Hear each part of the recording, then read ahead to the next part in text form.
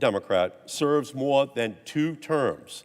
That is not a suggestion. That is not a tradition. That is the law of the United States enshrined in the United States Constitution. Yet, once again, President Donald Trump is openly suggesting that he should have a 3rd term. In an interview with NBC News, he was asked directly about his repeated comments on seeking a 3rd term. This time he left no room for doubt. He said he was, quote, not joking about a 3rd term. Not joking. So let's be clear. This is not the first time Donald Trump has toyed with the idea of clinging to power beyond what the Constitution allows. He has mused about serving 10 or 12 or even 16 years. He has floated the notion of repealing the 22nd Amendment. His supporters have worn T-shirts, Trump 2028. His allies have spread the baseless notion that he was owed extra years because of supposed injustices against him.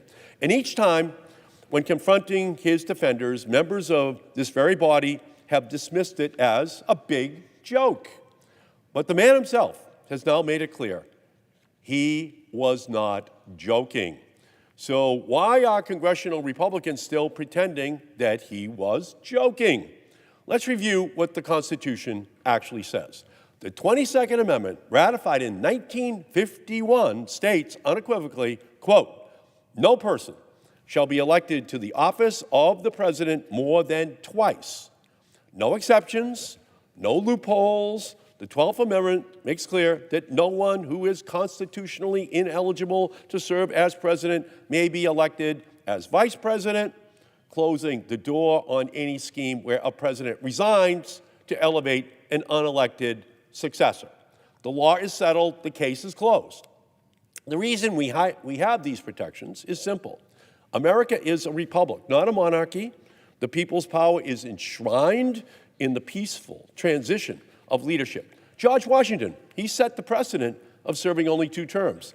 And after Franklin Roosevelt's unprecedented 4 terms, both parties, Democrat and Republican, they came together to enshrine term limits into law. The George Washington tradition into law.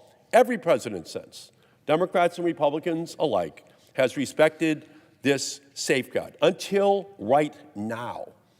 What we are witnessing is the continued erosion of constitutional order, met not with outrage from Republicans, but with shrugs and chuckles and excuses.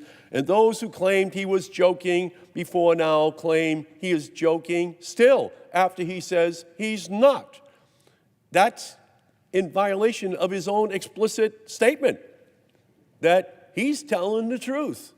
They are not just enabling a man's delusions of infinite power, they are setting the stage for something far more dangerous, the normalization of sedition. Because let me say this plainly, there is nothing funny about sedition. There is nothing amusing about a former president who incited an attack on this Capitol, now openly fantasizing about defying the Constitution to remain in office. There's nothing humorous about members of Congress excusing, enabling, and covering for a man who has already demonstrated his willingness to subvert democracy for his own personal gain. So at this moment, I will ask the Senate to take up and pass by unanimous consent my resolution making clear that what should already be obvious, that under the 22nd and 12th Amendments to the Constitution, Donald Trump is ineligible in any future election to be elected as vice president or president of the United States or to serve as president beyond the conclusion of his current term. The resolution, incredibly simple. It says that the 12th Amendment to the Constitution states, quote, no person constitutionally ineligible to the office of president shall be eligible to that of vice president of the United States. And the 22nd Amendment to the states that, quote, no person shall be elected to the office of the president more than twice, and no person who has held the office of president or acted as president for more than 2 terms of a term to which some other person was elected president shall be elected to the office of the president more than once. So, therefore, President Trump is ineligible in any future elections to be elected vice president or to serve as president beyond the conclusion of his current term. That's it. That's the totality of what it says. This is not a partisan statement. It is a constitutional one. And every member of this chamber, regardless of party, should be able to agree.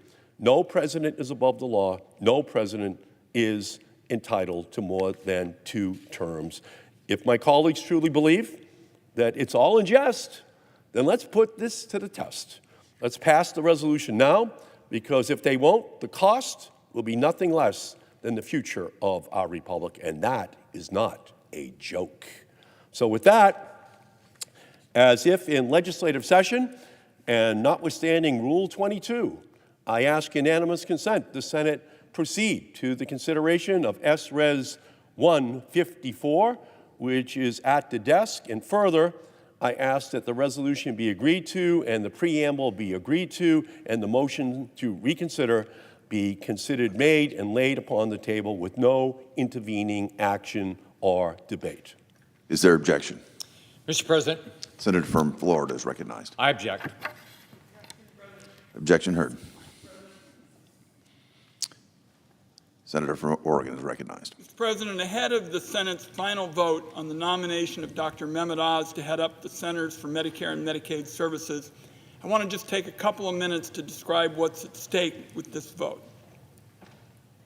Dr. Oz is the second Trump nominee to pass through the Senate Finance Committee with a record of dodging Medicare and Social Security taxes.